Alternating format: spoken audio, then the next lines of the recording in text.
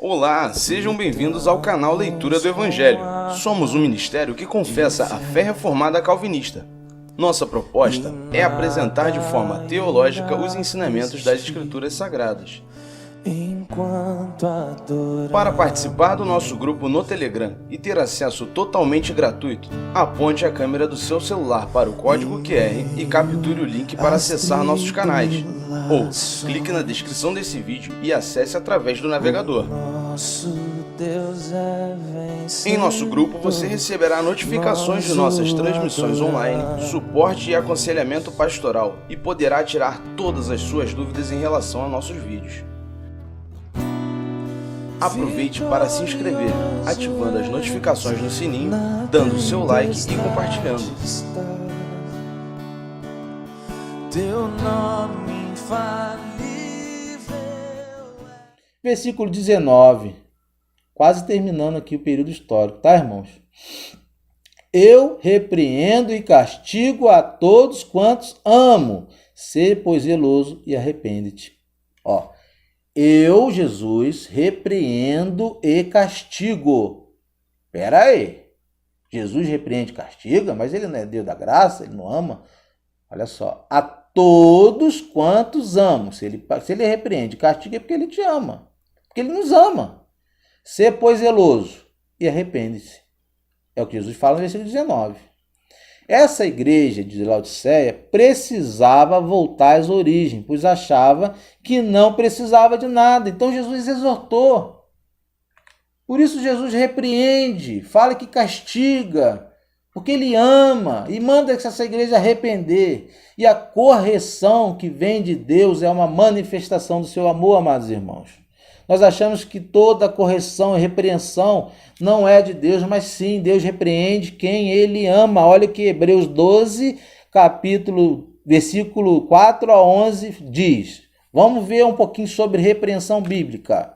Olha só, Hebreus 12, capítulo 12, versículo 4 a 11. A correção que vem de Deus é uma manifestação do seu amor. Na luta contra o pecado, vocês ainda não resistiram até o ponto de derramar o próprio sangue. Vocês se esqueceram da palavra de ânimo que lhe dirigia com os filhos. Meu filho, não despreze a disciplina do Senhor, nem se magoe com a sua repreensão, pois o Senhor disciplina quem ama e castiga todo aquele quem aceita como filho.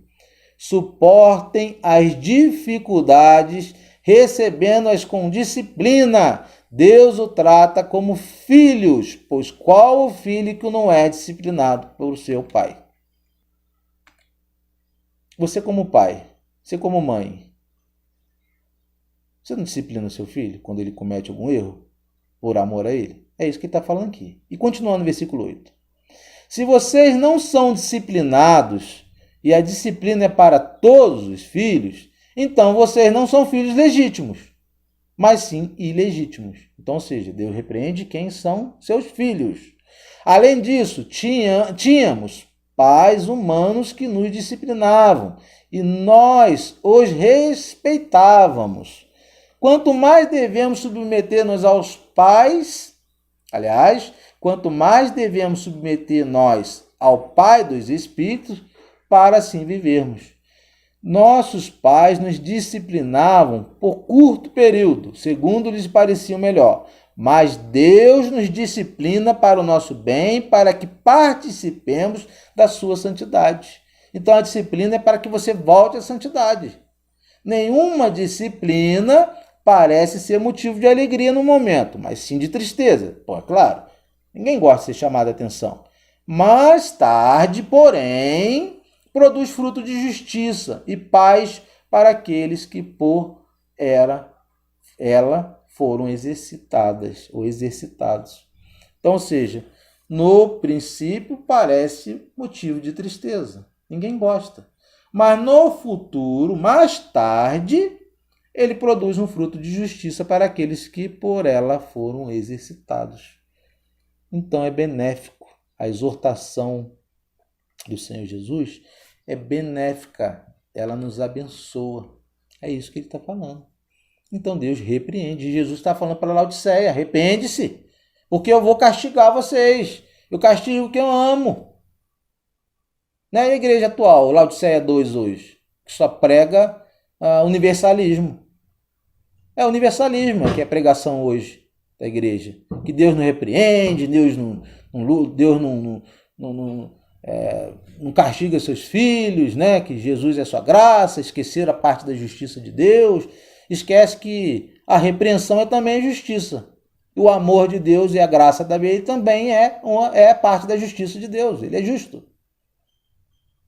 Até quando ele lança você no inferno, aquele que não crê, e aquele que for para o inferno, também é justiça. É justiça de Deus. Tudo é justiça. Então a gente tem que entender que é disciplina. Jesus está nos disciplinando. Ele quer nos disciplinar para que a gente volte à santidade. Ele quer um povo santo. Ele vai levar um povo santo. É isso que ele está dizendo. Toda disciplina deve ser com amor para a regeneração do crente. Então agora entenda uma coisa. Existe a disciplina direta de Deus, existe a disciplina eclesiástica, existe a disciplina dos pais com os filhos. Né? E alguns aqui daqui a pouco, quando eu falar de repreensão dos filhos, vão falar, não pode mais, porque senão dá conselho tutelar, os pais vão presos. Mas não é isso que a palavra de Deus fala. Primeiro a gente obedece a Deus, depois aos homens. É uma instrução que o Senhor nos dá. Então, qual a finalidade da disciplina do Senhor Jesus? Ela tem por característica, primeiro, que ela deve ser exercida com amor, para regenerar o crente, não para destruir.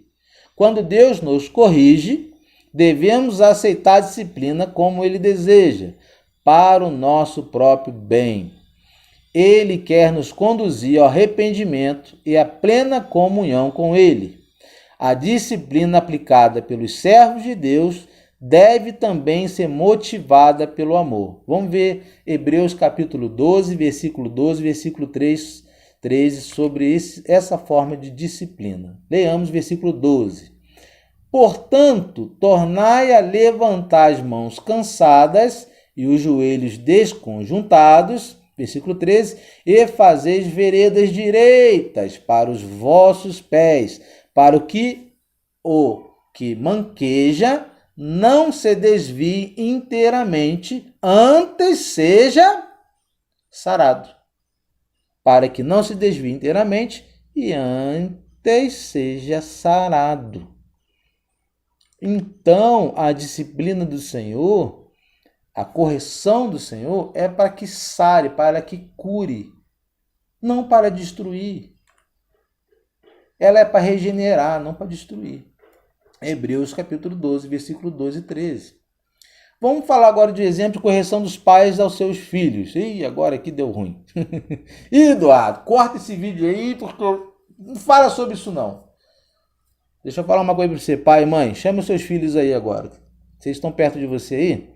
Chama eles aí para sentar no lado de vocês aí que eu vou... Eles precisam escutar algumas verdades aqui a respeito da disciplina eclesiástica, a disciplina do pai. O pai e a mãe têm uma autoridade dada divinamente por Deus para disciplinar os seus filhos. Vamos abrir lá Provérbios, capítulo 13, versículo 24. Está escrito assim. E essa atitude, irmãos, ela deve guiar os pais a corrigir os seus filhos.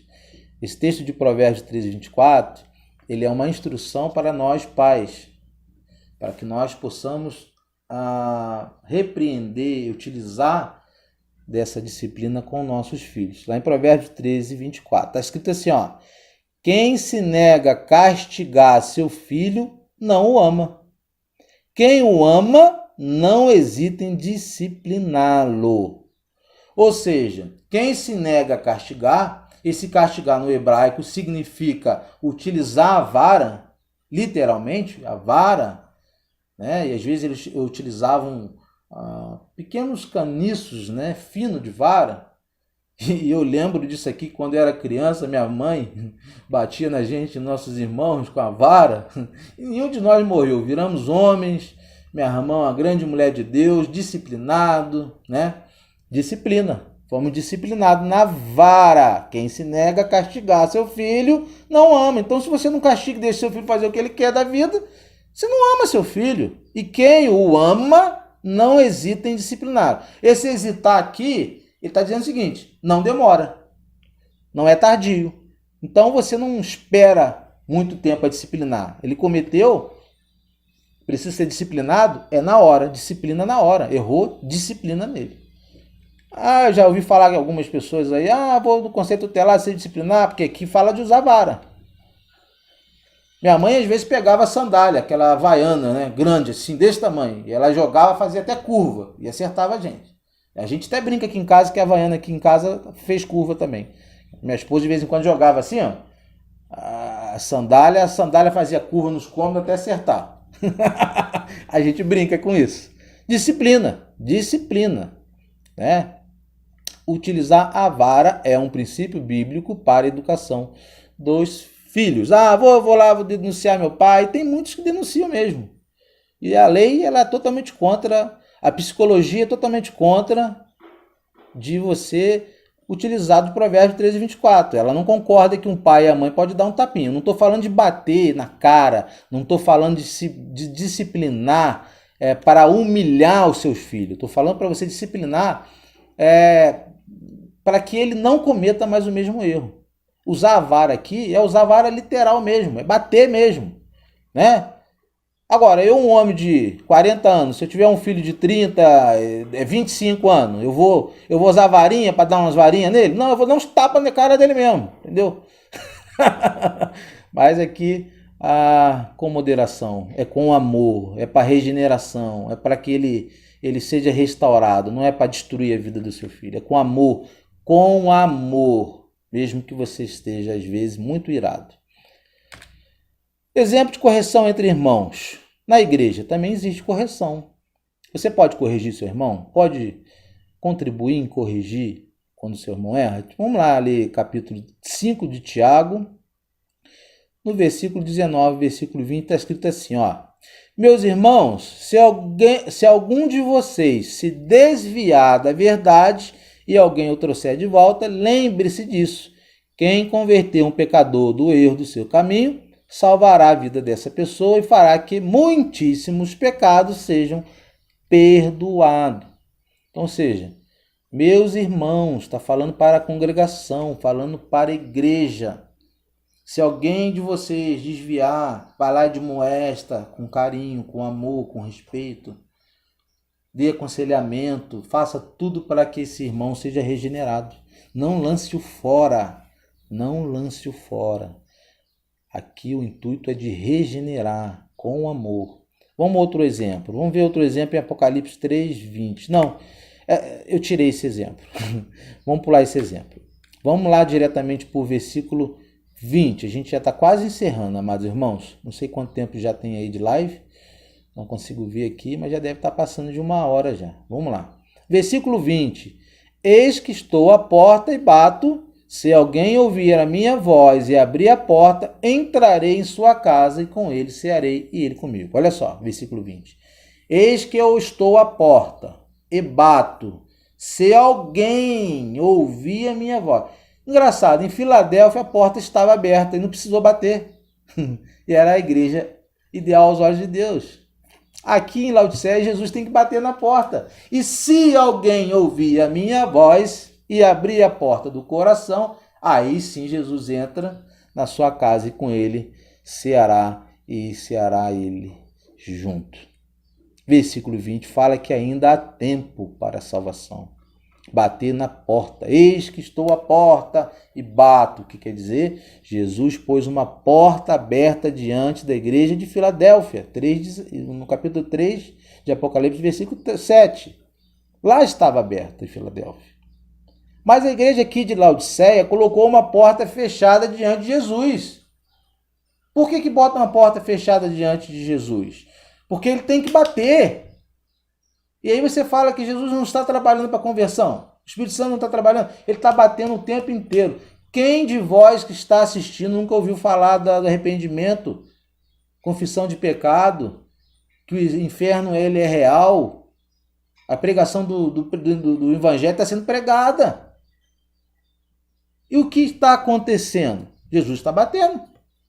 Mas você precisa abrir a porta. Ele bate, mas não força. Ele não derruba, não bate na força. Ele chama, mas depende dos ouvintes atender a voz dele. Ele é extremamente cauteloso em bater, em fazer o convite.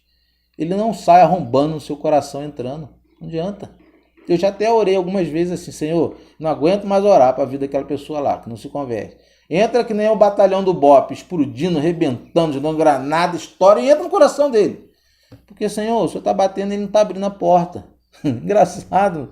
Mas aqui o Senhor bate, ele é carinhoso, amoroso, ele bate. Se você abrir a porta do seu coração, ele vai entrar, vai fazer morada, vai regenerar, vai te curar. Mas você tem que abrir a porta, você tem que deixar. Se alguém ouvir a minha voz, Jesus falando, é um estímulo do Senhor para todos se arrependerem e terem fé nele. E a consequência de ouvir a voz do Senhor é a regeneração. Então, primeiro, quando você ouve a palavra do Senhor, abre o seu coração, a porta do seu coração, você recebe um estímulo da parte do Senhor. O estímulo causa um arrependimento. Você se arrepende dos seus erros, dos seus pecados. Automaticamente, o Espírito Santo vai causar esse sentimento em você.